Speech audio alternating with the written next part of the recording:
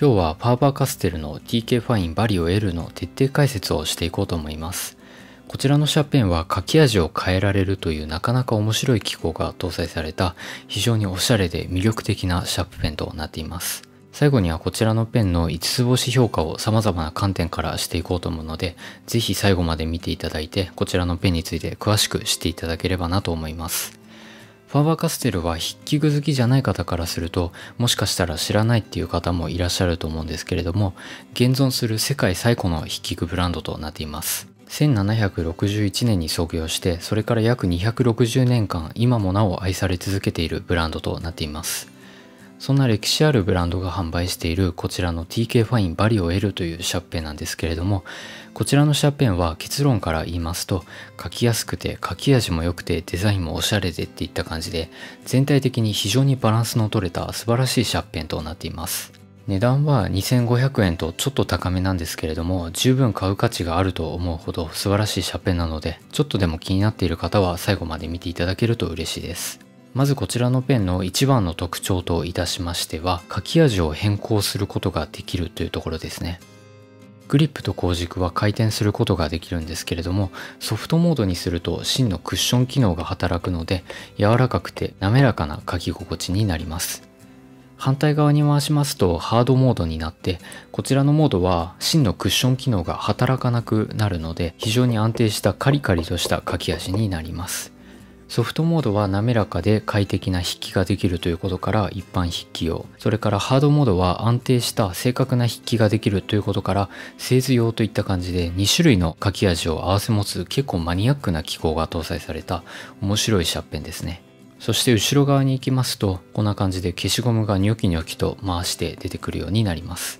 だいたい3センチぐらいあるのでなかなか使えますよね。実はロットリングのラピッドと互換性がありまして、取り替えることも可能となっています。ただファーバーカステルのバリオ L だけ消しゴムがわずかに飛び出ているんですよね。結構好みが分かれるかなと思っていまして、どうしてラピッドには出ていない消しゴムがバリオ L だと出ているのかと少し考えてみたんですけれども、指の負担を低減させるためかなと思っています。なのでラピッドだとノックをするときに少し指に食い込むような感じがしてちょっと痛いなと思ったんですけれども、バリオ L はそんなことなくて押し心地を重視したような配慮がされています。そして結構珍しいんですけれども、ペン先にコード表示窓が搭載されています。0.5mm は樹脂のところが茶色なんですけれども、真菌によって樹脂の色が変わっていきます。ペンを置くときってペン先を自分側にしておくことが多いので、神経が異なる同じペンが3本とか並んでいたときに見分けやすくなっていますね。神経は 0.3mm から 0.9mm までの計4種類がラインナップされています。深緑色が使われた樹脂とシルバーの金具の組み合わせが非常に高級感があって大人なデザインになっています。結構こういうデザインが好きで、さすがドイツのブランドだなといった感じですね。そんな感じでペンの概要を解説してきたので、今から8つの項目に対して5つ星評価をしていこうと思います。まず1つ目の項目の書きやすさについてですが、これは星4つですね。グリップに金属が使われていて、鋼軸には樹脂が使われているという低重心のお手本みたいなシャーペンとなっているので、素直に書きやすいシャーペンですね。重量は 17g なので軽めですし、書きやすい部類に入るとは思いますが、ペンの全長が結構長いです。かなり書きやすいとは思うんですけれども、長いとどうしても取り回しがしにくくなってしまうので星4つとさせていただきました。2つ目の項目の持ちやすさについてなんですけれども、これも星4つですね。ちょうど握るところがへこんだような形状になっているので、握った時にすごく手にフィットしてくれます。結構持ちやすいなとは思うんですけれども、表面はメッキの処理がされているのでかなり滑りやすくなっています。横方向に溝が掘られていたりして滑らないようには少し工夫されているんですけれども、それでも夏の時期になって汗をよくかいてしまうという方は注意が必要かなと思いますね。自分はまだ許容範囲なレベルなんですけれども、レビューを見る限り気になる人にとっては本当に気になるそうです。グリップの滑りやすさがこのペンの一番の好みが分かれるポイントなので、それについては購入される際に本当に注意していただければなと思います。ただ滑ったとしてもグリップの膨らんだところで止まってくれるので、さすがにそれ以上滑ることはないですね。ただ結構ツルツルとしているので、自分でもね結構滑りやすいなと思うことはありますね。形状は完璧なんですけれども、自分としても滑りやすさは少しだけ気になってしまうので星4つとさせていただきました。続いて3つ目の項目の書き味についてですが、これは星5つですね。ソフトモードとハードモードの2種類で書き味を変えることができるっていうのがそもそも面白いですし、どっちにしてもいい書き味なんですよね。ハードモードにするとカリカリとしたしっかりとした書き味があって、ソフトモードにすると滑らかに柔らかく書くことができるので、気分によって使い分けるっていうのも十分ありかなと思います。クッション機能についてですが、折れないための機能ではなく、書き味を滑らかにするための機能だと思っていただければなと思います。書いている時のペンの内側の振動も起こりにくくなっているので、安定した筆記が可能となっています。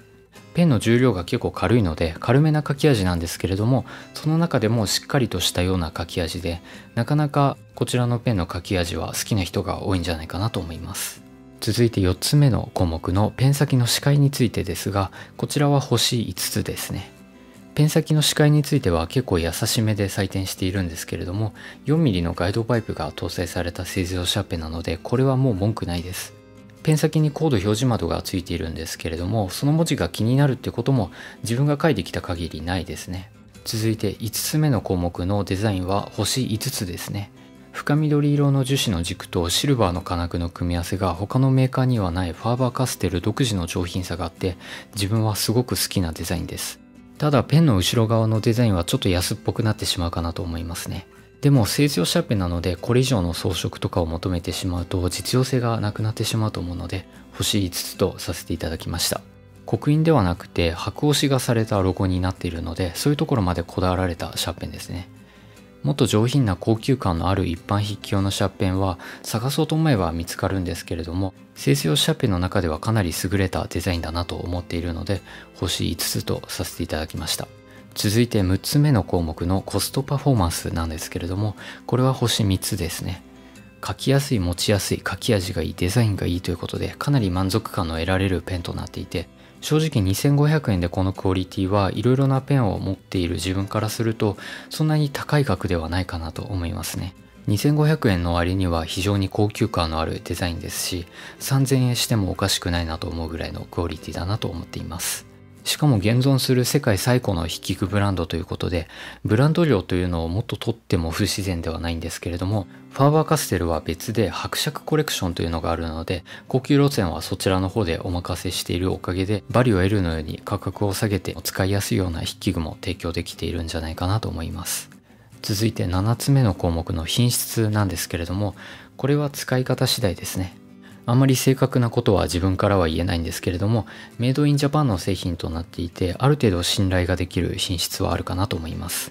レビューを見ていると結構両極端な意見になっていて、すぐ壊れてしまったという方もいれば、何十年もずっと使い続けているという方もいらっしゃいました。個体差もあるとは思いますが、慎重に使っていけばある程度長く使っていけるような、そんなシャーペンなんじゃないかなと思います。